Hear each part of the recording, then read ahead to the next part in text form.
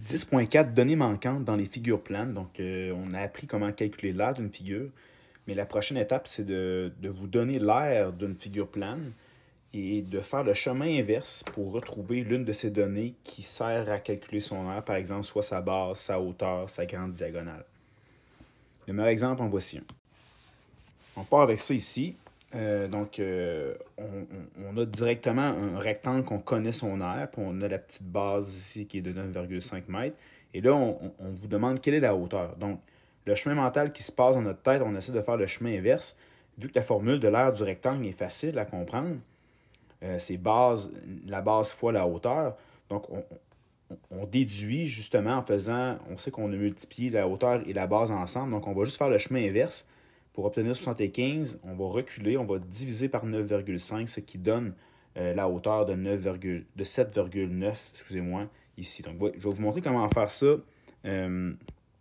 logiquement pour démontrer son raisonnement. Donc, la base fois la hauteur, voici la formule de l'aire d'un rectangle. Il faut aller prendre la forme qu'on est en train de traiter. Donc, ici, on a un rectangle, donc aller chercher la bonne formule pour la forme qu'on est en train de traiter. Donc ici, on va remplacer. Donc, au même titre qu'on met normal formule, on remplace et on calcule. On va aller faire la même chose ici. On va aller, par contre, remplacer l'aire cette fois-ci, qu'on connaît. La base qui est 9,5 et on va multiplier par la hauteur. Donc, 9,5 fois quelle donnée donne 75,05? Vu que j'ai une multiplication ici, je vais utiliser la division, l'opération inverse ici, des deux côtés. Donc, j'utilise la technique de la balance pour trouver justement ma hauteur. Donc, ici, ça va se simplifier. Il va rester mon H. Et lorsque je fais 75,05 divisé par 9,5, ça me donne ici 7,9 mètres. Donc, j'ai combiné deux techniques.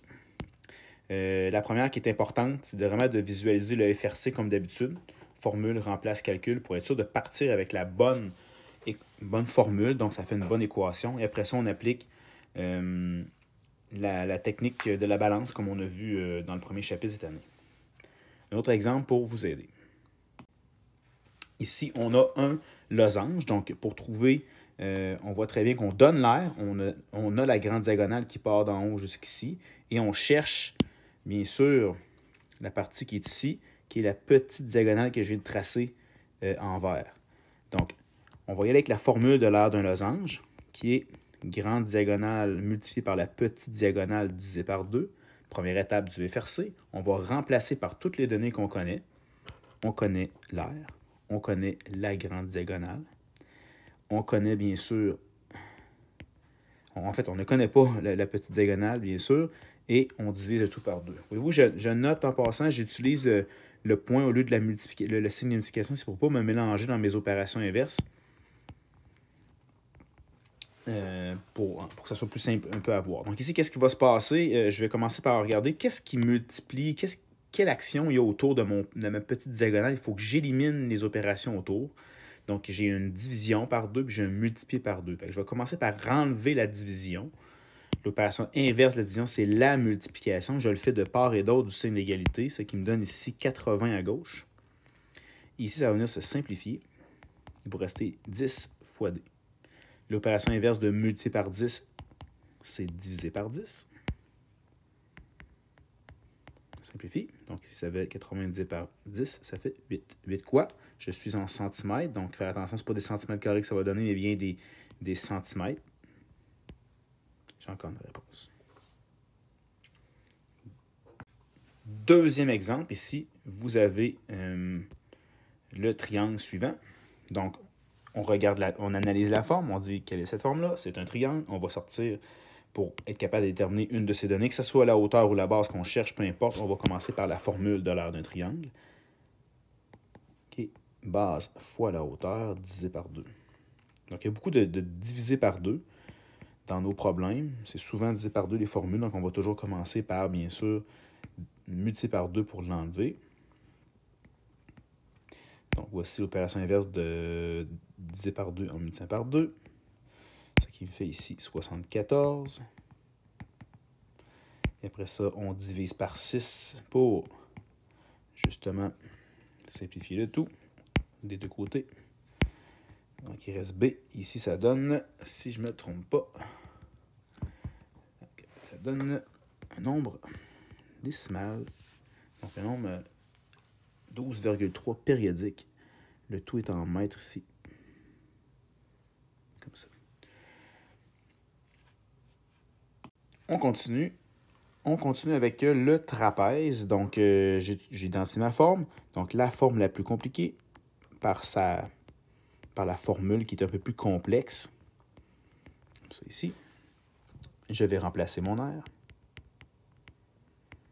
La grande base, 6,1 plus 11 ici. Et la hauteur, c'est ce que je cherche. Il va toujours avoir seulement une variable dans laquelle on ne pourra pas remplacer. Ici, dans ce cas-ci, c'est le H. Fait que c'est celle-là qu'on essaie d'isoler, d'enlever toutes les opérations autour. Donc, on va commencer comme toutes les autres. On va commencer par faire x2, mais je vois quelque chose qui vient me chercher ici. Là, la petite parenthèse, je serais capable peut-être de simplifier le tout avant de commencer. Lorsqu'on cherche la hauteur d'un trapèze, des fois, c'est plus facile de venir simplifier, d'additionner les deux ensemble. Hein? Puis vu qu'on colle une variable sur une parenthèse, donc c'est multiplié ici. Et je vais juste réécrire, donc je simplifie le tout avant de commencer à faire la balance. C'est beaucoup plus facile après ça d'identifier qu'il faut faire x2 des deux côtés.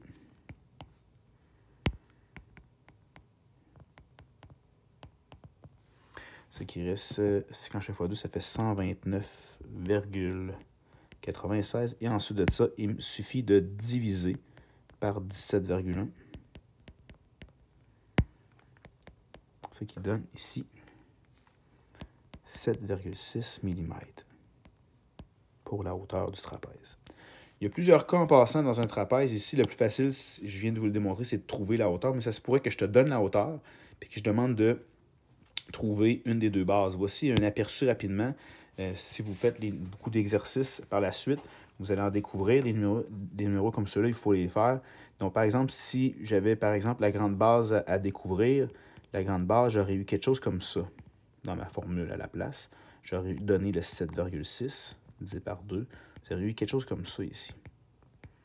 Et là, ce qui est important, c'est que mon inconnu aurait été à l'intérieur de la parenthèse. Il aurait fallu faire dans l'ordre, bien sûr, encore une fois, x2 des deux côtés. Donc, on aurait eu, bien sûr, on aurait resté le 6,1 comme ça et 7,6.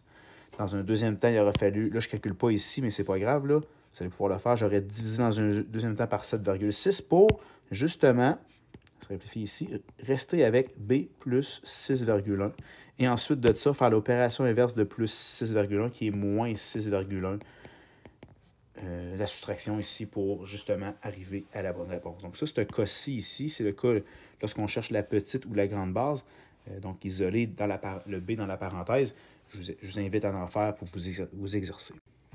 On en fait un dernier ici que vous connaissez déjà, l'aire d'un carré. Des fois, c'est juste la démarche qui va avec qui est importante de bien comprendre. Il n'y a pas grand-chose à remplacer là-dedans. C'est juste justement de remplacer l'aire ici. Et on voit que l'opération, c'est exposant en 2. Donc, l'opération inverse, c'est la racine carrée.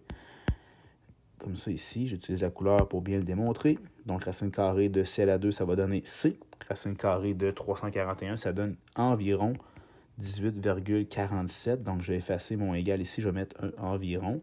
Et je vais mettre mes unités qui sont des centimètres. Et voilà la donnée manquante. 4 exemples qui vous permettent d'appliquer la bonne stratégie pour y arriver et de mieux comprendre comment retrouver une donnée.